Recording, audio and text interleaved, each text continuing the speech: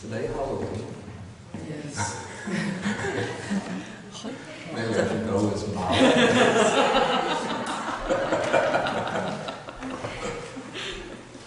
Today, a special class. All conditioned things are permanent. Sensual pleasures are enjoyable. And we all have a permanent, everlasting self.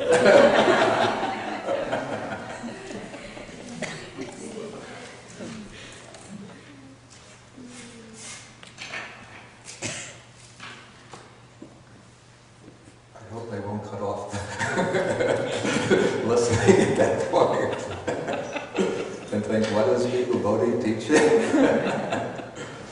Okay, let us begin with homage to the Buddha.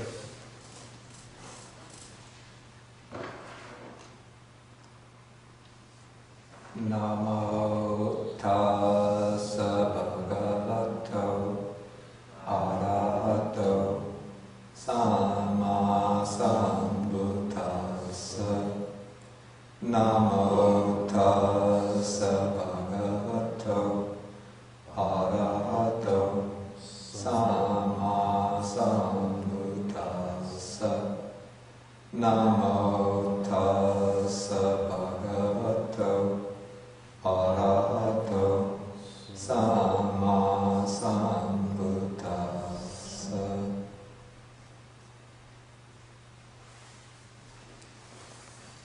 Good morning, everybody. Yeah, I had handed out this table that I prepared some years ago. I need to quickly time goes. This shows the connections, the correlations, correspondences between the fetters, the latent tendencies, and the asavas, the taints or maybe leakages. I'm not going to explain this table now because we haven't yet come to fetters or latent tendencies, but you keep this table, and I think when we come to the next sutta, sutta number 6, there we will encounter the fetters. Then when I explain the fetters, then we can look at the correlation between the fetters and the asavas. And in the later sutta, sutta number 18, we come to which is on the schedule, we'll come to the anusayas. Then we can see how the anusayas, the latent tendencies, fit into this picture.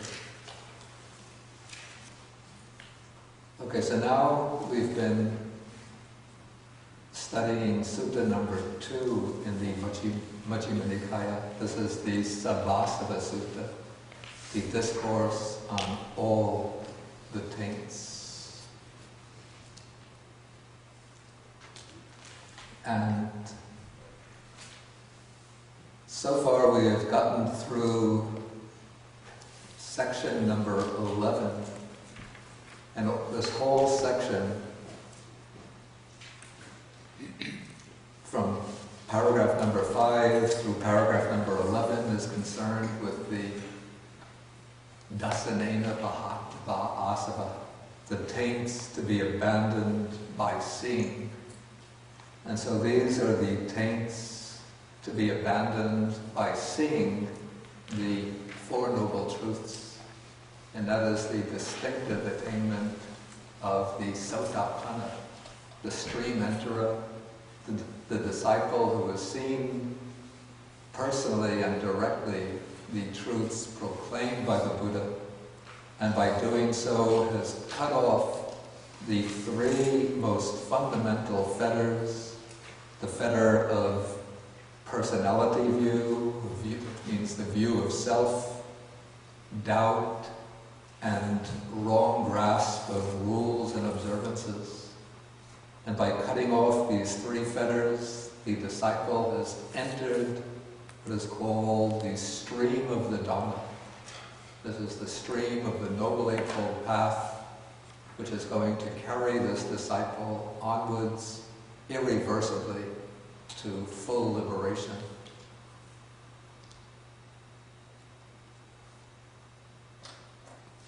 Okay, now with section number 2, there's what I would call a change in emphasis introduced. If you remember, at the very beginning of the sutta, the Buddha speaks about teaching a discourse on the restraint of all the taints. That is, practices that are going to prevent the taints from accumulating, from increasing, becoming stronger, and leaking into the mind.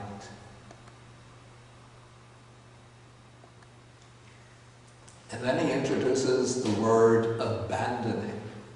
And we saw that there are 2 basic types of abandoning. One is the complete abandoning by eradication, by utterly cutting off the taints or the defilements.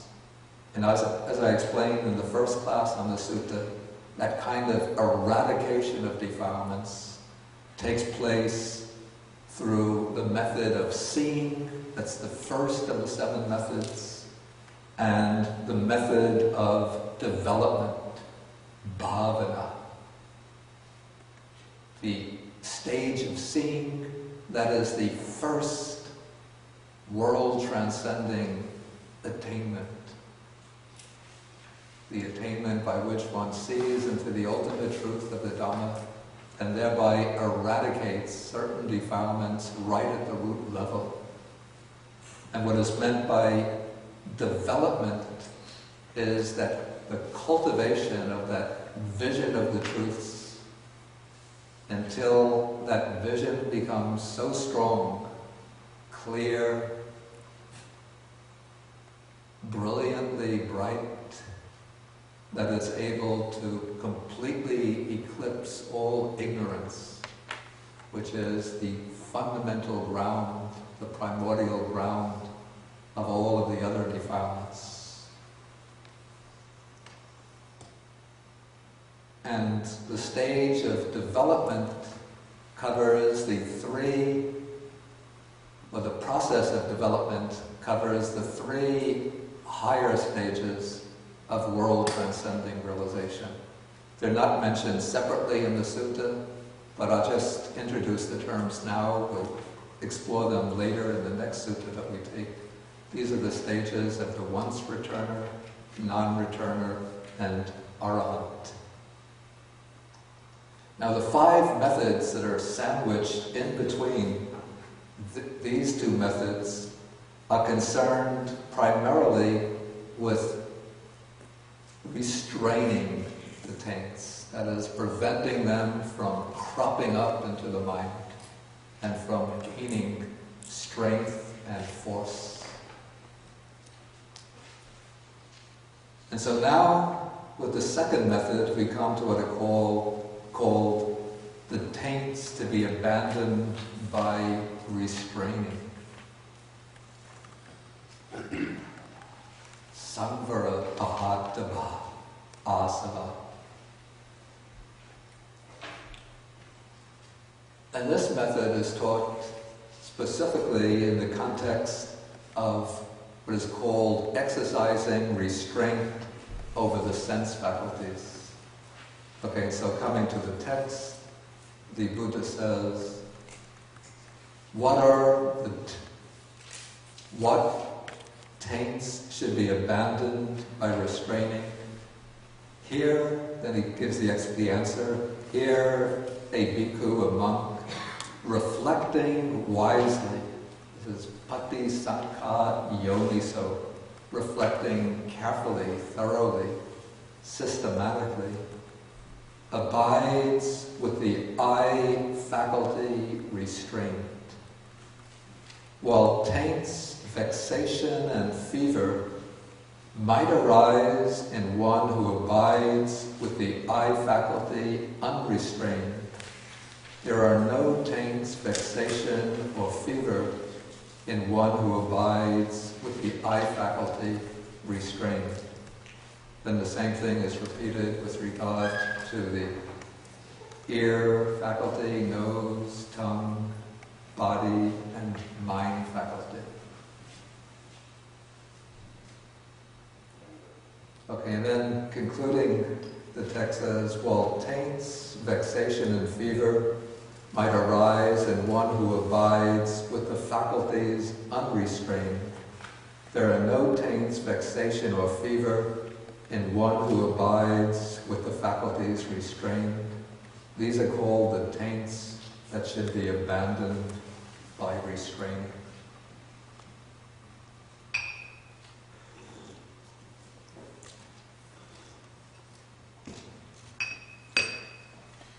So this is a practice which other places it's called the restraint of the sense faculties.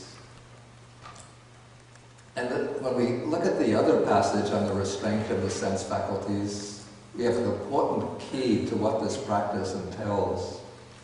We find the other passage in Sutta number 27.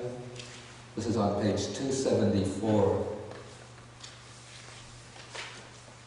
Paragraph 15. The text says, on seeing a form with the eye, he does not grasp at the signs and features, since if he left the eye faculty unguarded, evil, maybe bad, unwholesome states of covetousness or craving and grief or dejection might invade him. He practices the way of its restraint. He guards the eye faculty. He undertakes the restraint of the eye faculty, and so for the other senses. And so the key to this practice, as we can see from this passage, is not grasping, it's called what? Not grasping at the signs and features. The Pali text uses two technical terms here.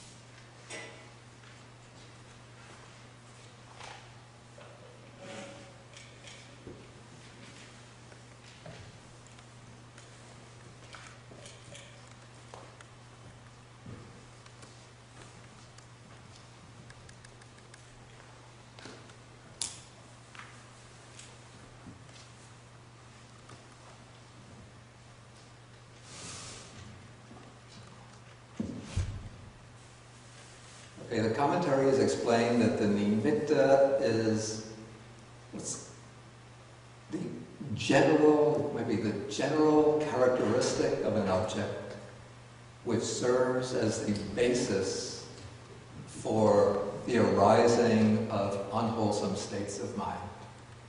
It can be the attractive feature of an object or the repulsive feature of the object. If it's the attractive feature of a sense object, then it serves as a base or stimulus for the arising of what's called here covetousness or craving. If it's a repulsive object, then it serves as the basis for the arising of what's called here grief, not such a satisfactory rendering.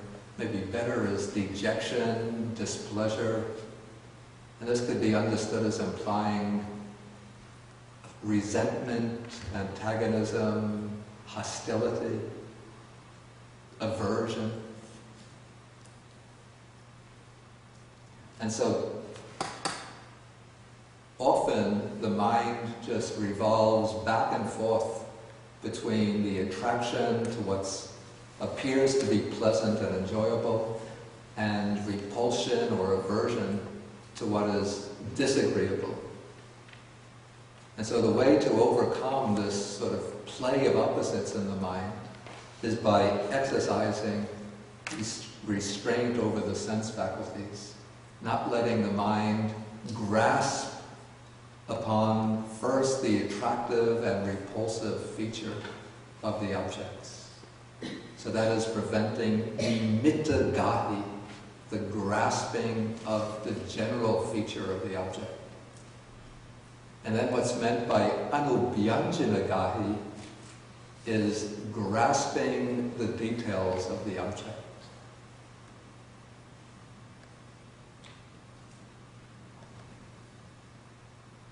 And so this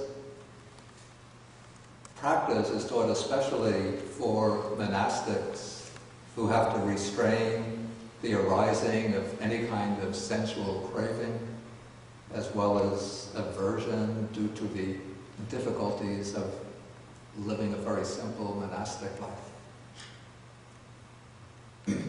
But it can be practiced really by anybody who's intent on gaining control over the mind. Okay, the way these two work, just to give an example, this example that comes up many times in daily life.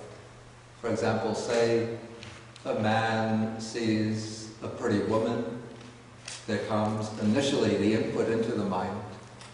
The first impression, pretty woman. And then the mind grasps upon that quality of prettiness, that is nimitta gahi. Then because there comes that initial stimulus, then it seems the eye of its own accord, so really with the mind behind it, but it seems almost automatically the eye starts looking, nice flowing brown hair or black hair, sparkling eyes, nice sweet smile, white teeth.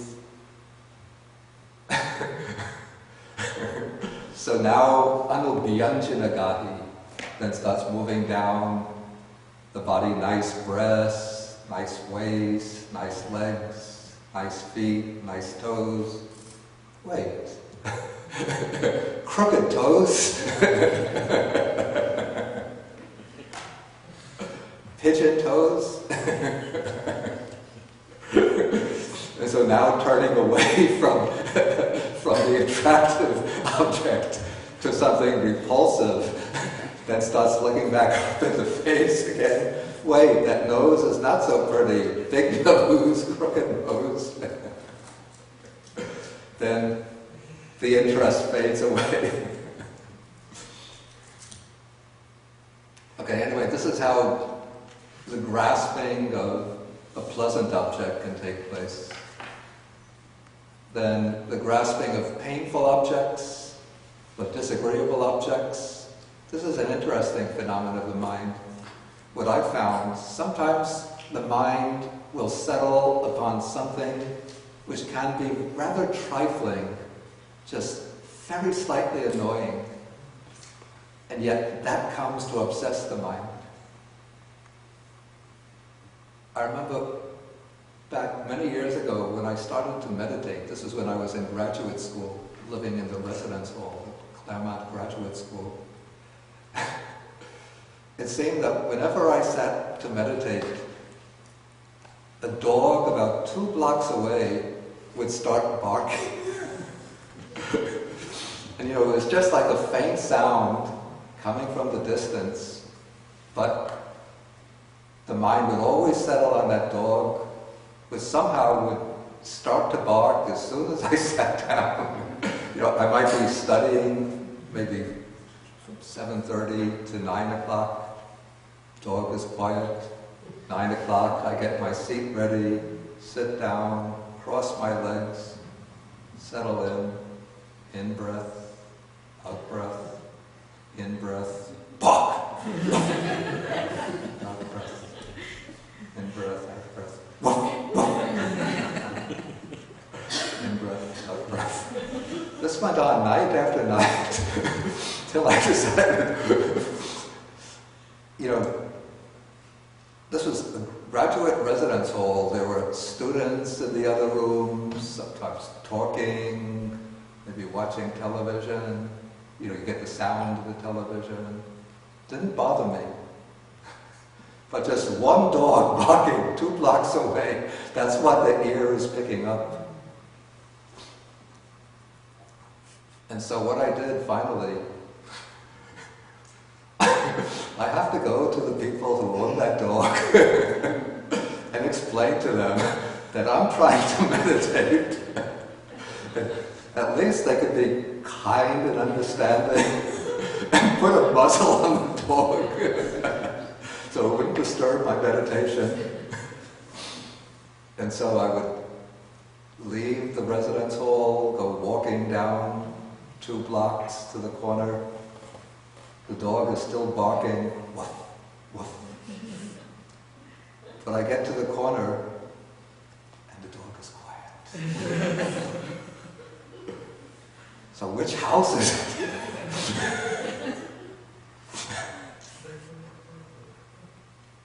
Should I go to every house on the block?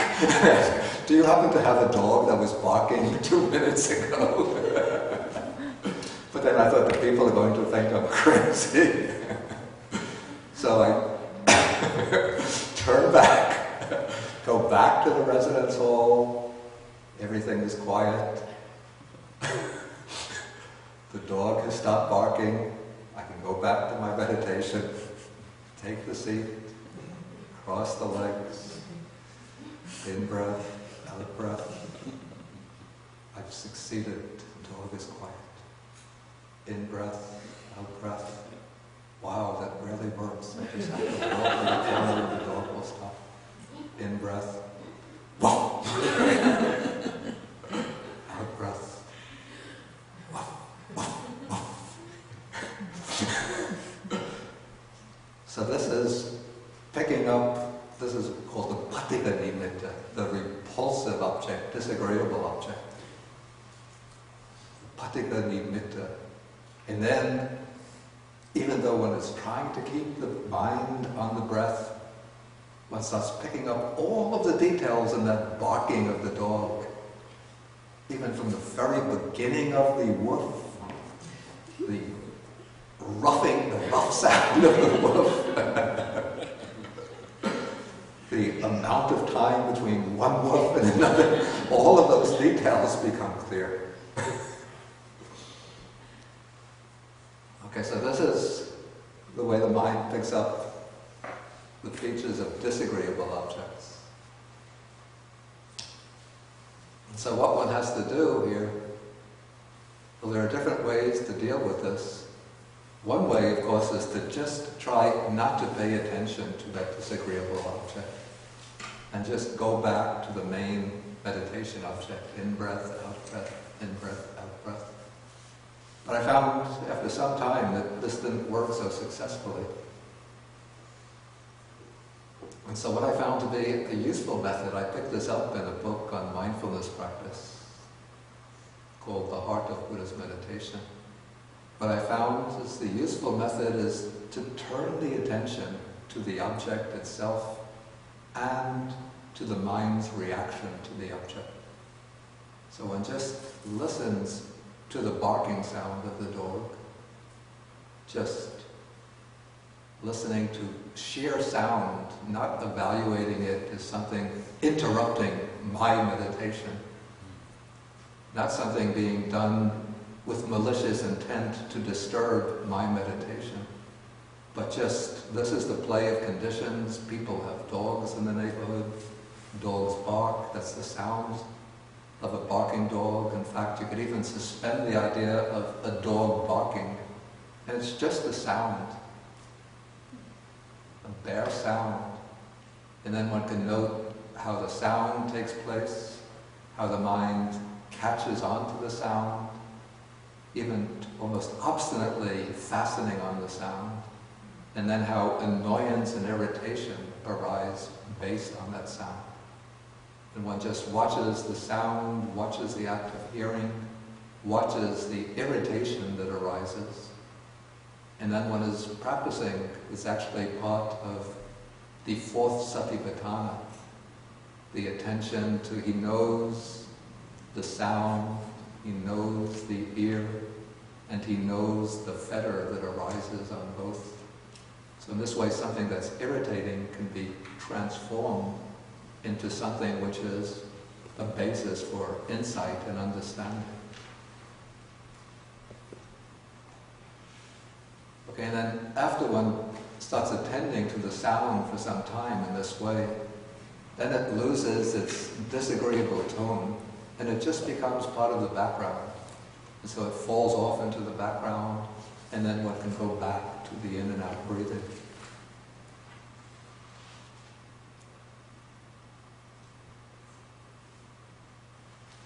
Okay, so now the Buddha speaks here in the Sabbasava Sutta. He says that it's through reflecting wisely, that is important, that one dwells with the sense faculties restraint.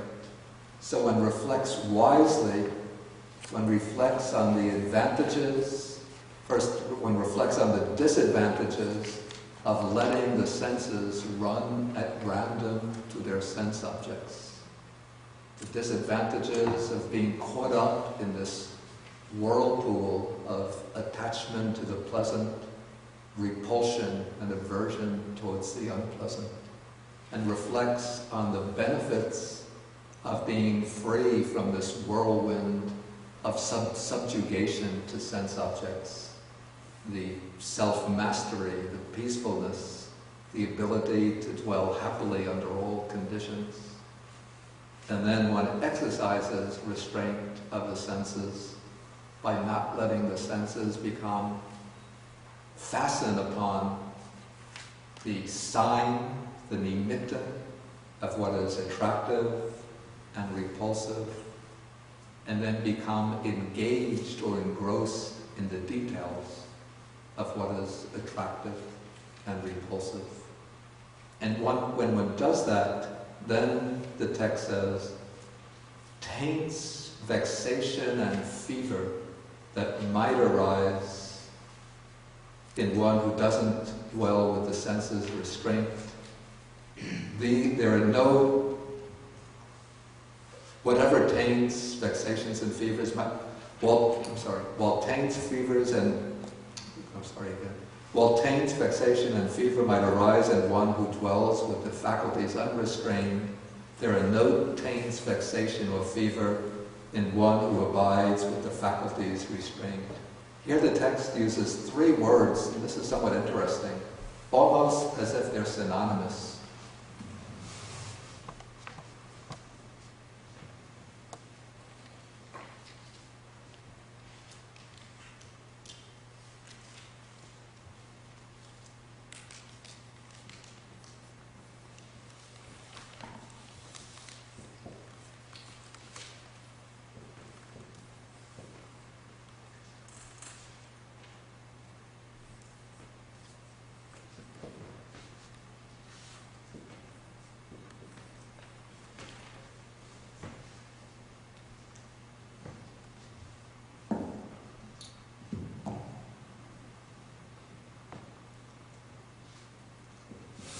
Along with the word asava, which is translated in the sutta as taints, but now I think I prefer leakages. There are also, and the word asava suggests the idea of a liquid flowing. But now we have two other words, vigata. Vigata is based on a root, han, which means to strike, to hit. And then the V, the prefix V, intensifies that, so it's something which strikes or hits at the mind. So I render it here as vexation, or it can also be rendered distress. And then the other word is parilaha, which comes from a root which means burning. And the word parilaha, it's often used to indicate a fever, like when one gets ill. But here it's not referring to a bodily illness, but it's the fever of the mental defilements, considered as burning the mind. And so we have actually three images given here, or underlying these words, three metaphors. One is that of a stream flowing into the mind, or water seeping through into the mind, leakage or seepage into the mind. The second image is of striking or hitting, and the third image is of burning.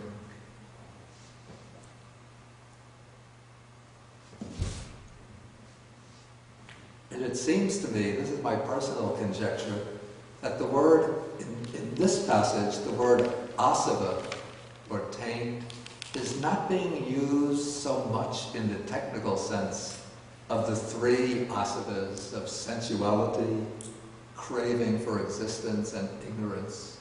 But it's being used in a more general sense of any kind of defilement, including both sensual craving as well as ill will, disturbance, aversion, distress. Okay, and so when one dwells with the senses restraint, then those asavas don't get a chance to flow into the mind. The sense restraint, of course, doesn't eradicate the asavas, but it prevents them from gaining momentum and overwhelming the mind.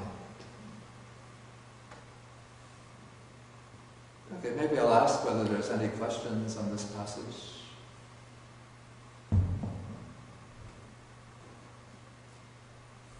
They should be pertinent questions, I mean, things that have to be cleared up.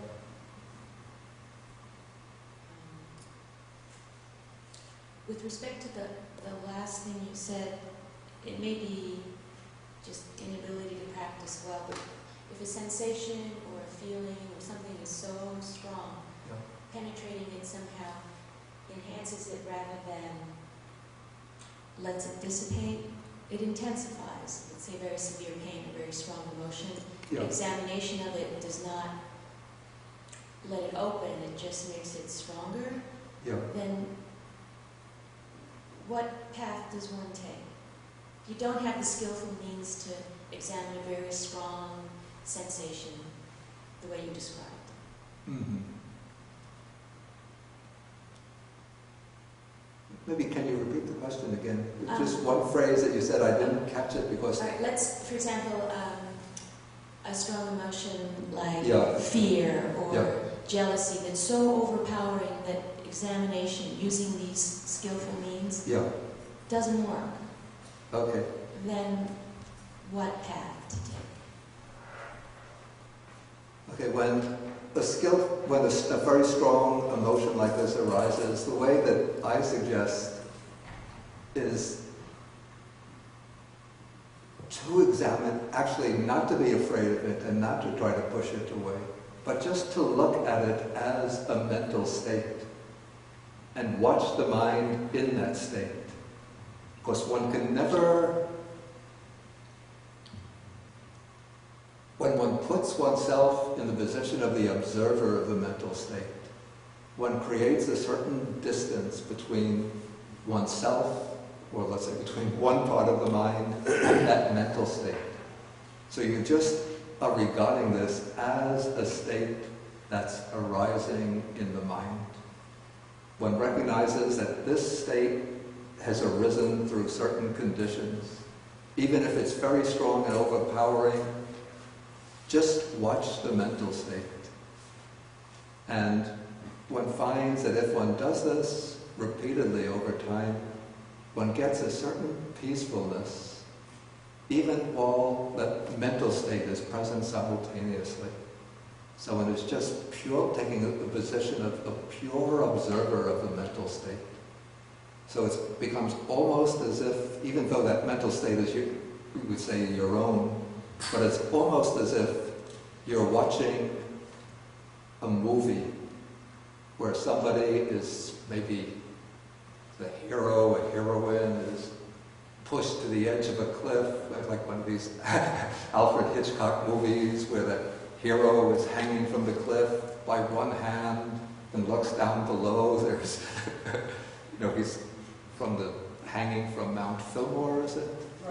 Rushmore, looking down, or from the top of a skyscraper, holding to the windowsill, looking down. So you're looking at that mental state just the way you might be looking at the hero in this Alfred Hitchcock movie. You could recognize the fear in the mind of that hero. Partly you're identifying with the hero, but it's just a movie. And so in a way, that your mind is in a way I don't want to say it's nothing more than a movie, but that this is just a changing scene within the flow of the mind. And then as one repeatedly watches a state of mind in this way and develops that ability to stand back from it and just identify what's occurring in the mind, gradually it's weakening the roots of that state of mind, depriving it of strength. Whereas if one pushes it away and refuses to look at it, that enables that state of mind to gather strength below the surface.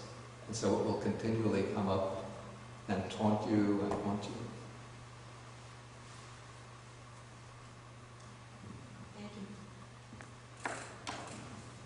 you. Okay, but I pretty much want to keep the questions based just on the text itself. So is the question actually directly related to the text? Well, okay, then take the microphone.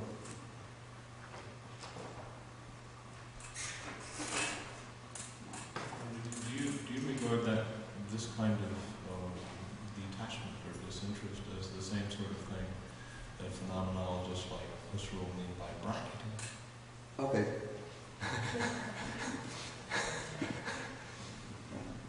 It's a good thing that you've asked somebody who in graduate school took courses in phenomenology, otherwise they wouldn't know what's meant by bracketing.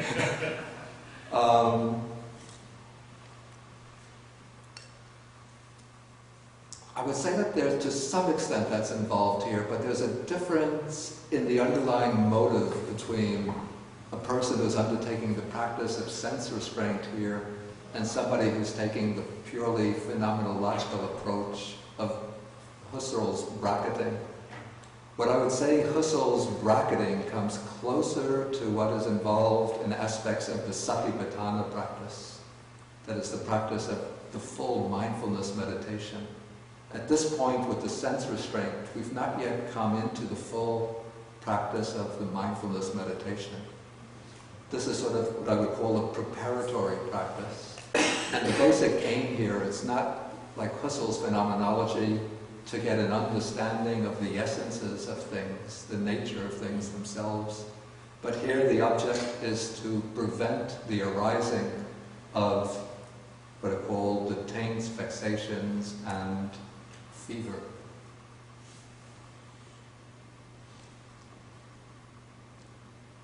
Okay, I think we should go on now to the next section. And this is a section, it's explained in terms of the practice of a monastic person, but it can be applied in its own way to anybody in any station of life. Here the Buddha is speaking about how a monk should use what are called the 4 requisites. In Buddhism, in Pali, we call these 4 paccaya.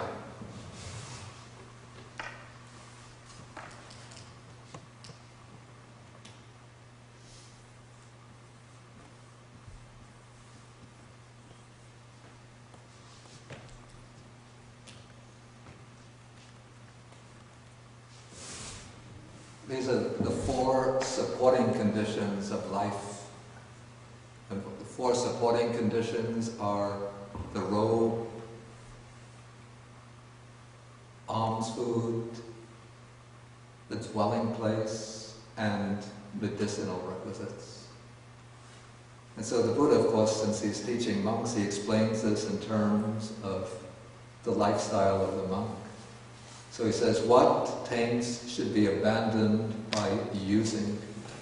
Here, a bhikkhu, a monk, reflecting wisely, uses the robe only for protection from cold, for protection from heat, for protection from contact with gadflies, mosquitoes, wind, the hot sun, and creeping things like insects and snakes, and only for the purpose of concealing the private parts. Okay, so this is explaining the way the monk uses the robe. So generally the monks will have 3 robes with maybe a change of the upper and under robe for when washing the other robes. But one could apply this even in the household life for the use of clothes. So if you consider clothing in this way, you don't always have to be buying the latest high fashion clothing. Just the other day, somebody was telling me that, a woman was telling me that there are these dresses, Saint Laurent and Gucci dresses that go for like $100,000.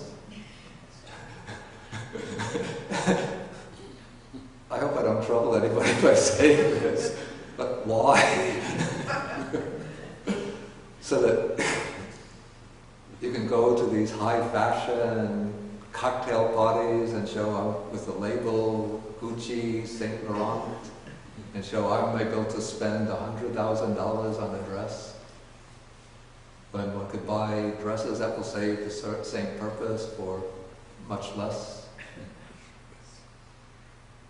Okay, similarly with men's clothing. So if one reflects wisely, you don't have to have a whole wardrobe filled with many fancy, variegated clothing. It doesn't mean that you have to, dress like another, do you call this, a person who's completely outside the trends of fashion. Is there a special term for that? Frumpy? What's that? Frumpy? I'm not catching it. Frumpy. Crumpy. Frumpy. Frump. Yeah. So I mean, you can wear nice clothing, which is, somewhat in fashion, but you don't really need so many clothes.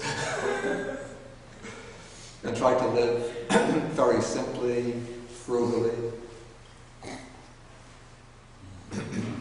Okay, then, reflecting wisely, he uses the alms food neither for amusement nor for intoxication. What's meant by intoxication is just to enjoy a lot of different tastes, nor for the sake of physical beauty and attractiveness. This was an idea in India, in the Buddha's time, maybe even today, that physical attractiveness is seen in plumpness. Now we have the ideal that, especially that women should be thin, and men should be relatively thin but muscular. But in India, in the Buddhist time, the ideal was that both men and women should be plump. And so people would eat a lot and eat fattening foods in order to fatten themselves up.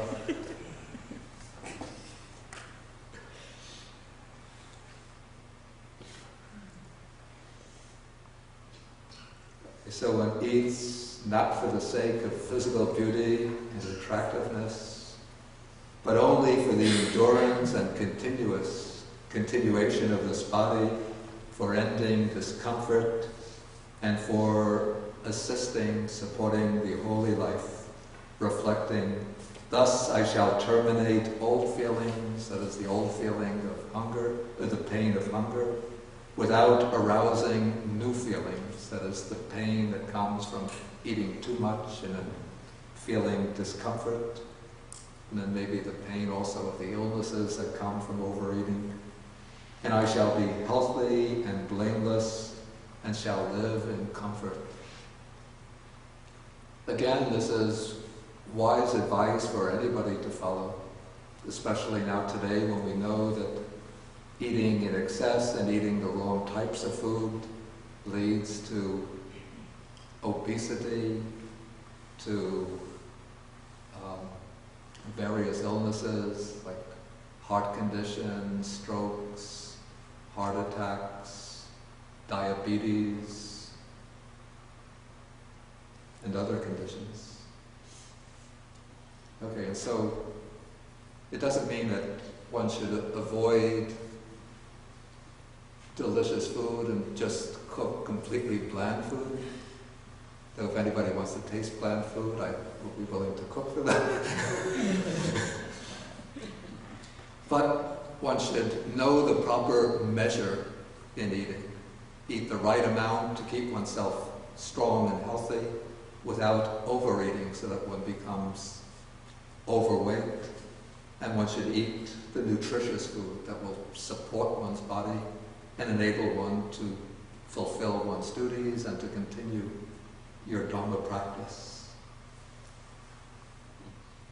Okay, then the third requisite or support is the dwelling place.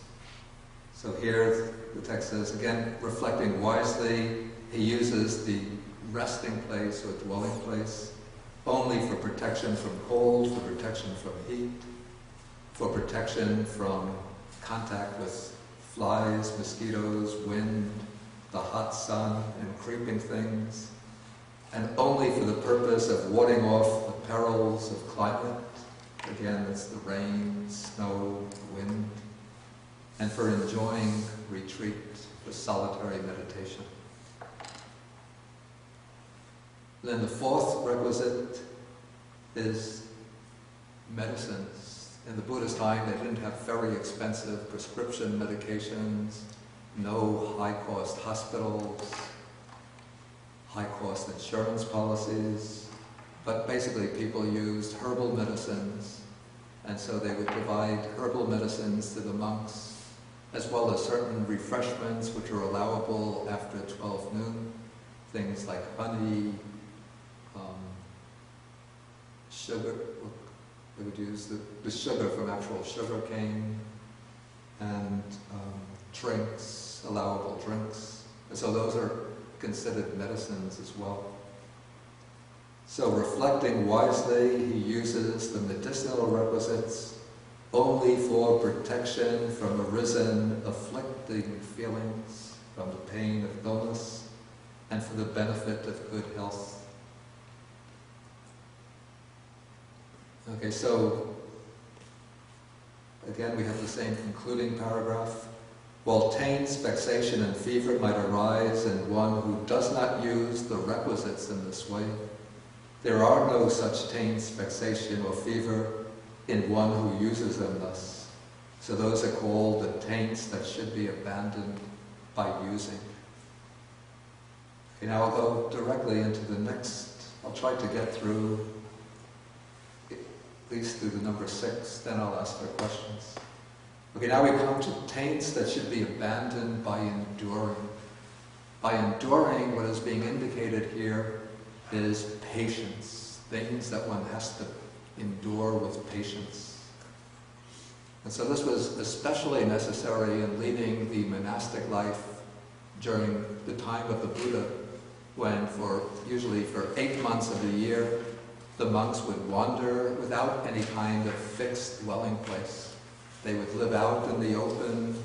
They would have to walk from town to town, village to village, all over northern India, sometimes exposed to very hot, sunny weather. Sometimes during the rainy season they would have to remain indoors most of the time. But at other times there could be sudden showers to which they're exposed, sometimes strong winds. One would always be exposed to flies, biting flies, mosquitoes, ants, and so on. And so the text says, reflecting wisely, the monk bears cold and heat. Some months in India would be very hot, like March, April, May, the hottest months. Then cold months relatively to India. This would be December, January, February are the cold months. Hunger and thirst. Well, usually the monks would go on alms round. Sometimes if they come to an area which is hostile to Buddhism, they might not receive any offerings of food, and so they might have to endure hunger for the day, or even several days. Thirst, sometimes one would be walking long distances, no opportunity to refill one's water bottles. Contact with flies, mosquitoes, wind, the sun, and creeping things. Again, insects, snakes, ants, leeches. Do you know what leeches are like? Some of you do. We used to have them all over in the places where I was living in Sri Lanka. There are these little, you don't want me to describe what they're like. Oh, they're lots of fun. They're like worms, except worms just remain passively on the ground. But the leeches hide under leaves, and when they can sense a human body approaching, and they raise their heads up under the leaves like this. And when the foot, and usually we walk either barefoot through the forest or wearing just the rubber thongs, not with socks and shoes. And so when they sense the human being approaching, they latch on to the foot